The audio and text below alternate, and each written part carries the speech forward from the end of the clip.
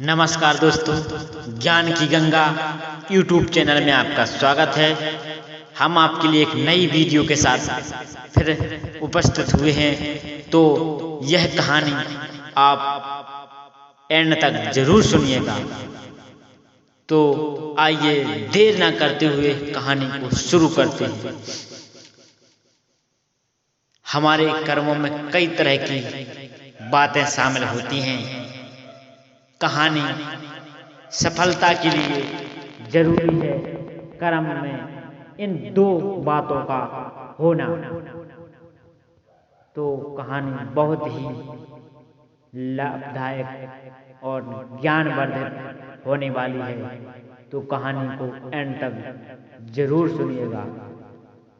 हमारे कर्मों में कई तरह की बातें शामिल होती हैं, लेकिन सफलता किस बात से मिलती है यह समझना जरूरी है। अक्सर हम यह सोचते हैं कि हम जो भी काम कर रहे हैं उसका परिणाम वैसा मिल नहीं रहा है।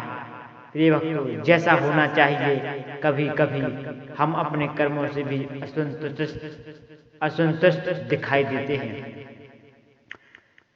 ये कोई नई बात नहीं है कि हम कई बार खुद के प्रयासों पर भी भरोसा नहीं करते। जब भी कोई काम करें तो उसमें दो चीजें शामिल होनी चाहिए। प्रिय भक्तों, खुद कर्मों के प्रति आस्था और विश्वास, स्वयं के प्रति विश्वास रखें और अपने काम के प्रति आस्था।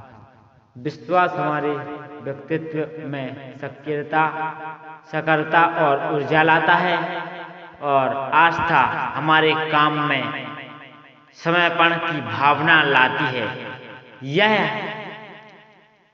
हम जब तक दोनों के बीच संतुलन नहीं बनाएंगे, सफलता मिलना बहुत मुश्किल का काम है। प्रिय भक्तों, जितनी आस्था अधिक बलवान होगी, काम में भी भक्ति जैसा भाव आएगा। परिणाम को लेकर तनाव नहीं होगा, क्योंकि अधिकांश मौके पर हम अपने काम को लेकर रोजगार से जोड़ लेते हैं। मात्र धन कमाना उद्देश्य रह जाता है। इस कारण काम या तो बोझ बन जाता है या उलझन का कारण। कृष्ण और राम दोनों के व्यक्तित्व को एक साथ देखें तो दोनों के जीवन में इतनी उथल पुथल और तनाव था कि कोई आम व्यक्ति तो सहन कर ही नहीं पाता। जीवन को अभिशाप समझने लगता, लेकिन दोनों ने पूरे जीवन को बड़ी सहजता और समर्पण से जिया। आखिर क्या कारण था कि ना कभी राम तनाव में आए और ना ही महाभारत जैसा भयंकर युद्ध करवाने वाले श्री कृष्ण। दोनों के कर्मों में एक समानता थी, अपने कर्म के प्रति विश्वास और आस्था। दोनों ही जानते थे कि वे जो भी काम कर रहे हैं वो धर्म की रक्षा के लिए ही तो कर रहे हैं। उसके लिए कुछ भी करना हो वह पाप नहीं माना जाएगा, जिससे धर्म की स्थापना हुई होगी। ये बात ने उनके कर्म के प्रति विश्वास दिलाया।